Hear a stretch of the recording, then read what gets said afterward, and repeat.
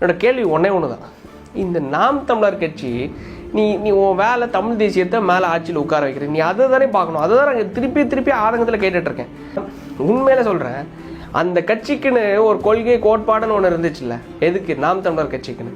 அந்த கொள்கை கோட்பாடு நாம் தமிழர் கட்சிக்கான இருந்த எல்லா ஐடியாலஜியும் எங்கே போச்சுன்னு தெரில. அவங்களுக்கு இருக்கிற ப்ராஜெக்ட் ஒன்றே ஒன்று தான், எல்லாருக்கும் இருக்கிற ப்ராஜெக்ட் ஒன்றே ஒன்று தான்.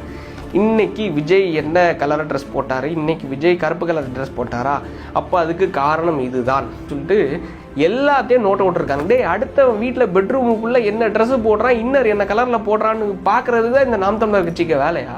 அதிகபட்சம் 3 மாதம் எலெக்ஷனுக்கு இவங்க பண்ணுற வேலையை பாருங்களேன். கம்ப்ளீட்டாக விஜய் விஜய் விஜய். யோ, இது அரசியலே இல்லை.